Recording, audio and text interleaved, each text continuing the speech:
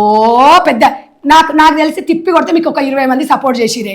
20 కోట్ల మంది జనాభాలో 2 తెలంగాణ ఆంధ్ర ప్రజలు 20 కోట్ల మంది 20 మందే మా అంటే ఒక 25 మంది రండి. మరి ఇంతమంది దారిలో మనం అడుగుదామా? 1%లో మనం కలుద్దామా? ఈ 99% 1%లో కలుస్తుందా?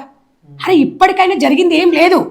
పిల్లలు మా పిల్లలే మా చెల్లెన్లే ఏదో తప్పుదారిలో అన్నారు, తప్పుడు మాట అన్నారు, సరేలే సర్దుకొని పోతాం.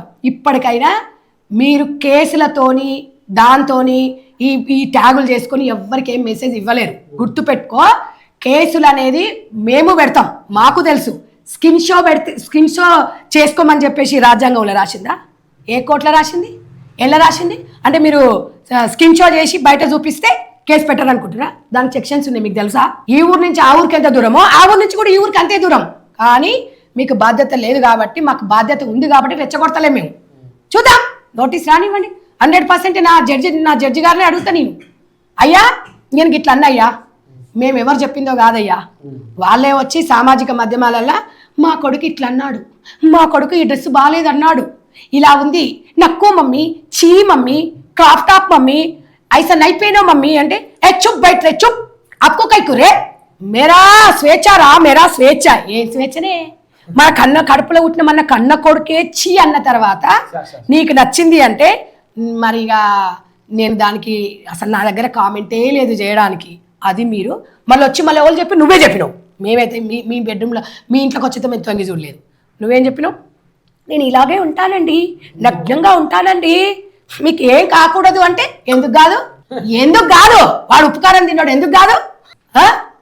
ఏమీ తమాషలా? నువ్వే కదా వచ్చి చెప్పావు, నువ్వే కదా మొత్తము స్విమ్మింగ్ పూల్ ఇవన్నీ చెత్త అంతా తీసుకొచ్చి పబ్లిక్లో పెట్టినావు.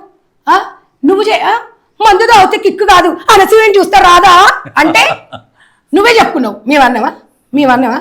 చెప్పండి. ఇన్ని చెప్పిన దానికి మా యూట్యూబ్ తమ్ముళ్ళు వచ్చి దీనికి ఆన్సర్ చెప్పు అన్నారు. దానికి ఆన్సర్ చెప్పిన, స్పందన ప్రతిస్పందన. మళ్ళీ దీనికి కేసులు ఎందుకే? ఇంకా ప్రజాకోట్లకు రా, అప్పుడు తెలుసుకుందాం.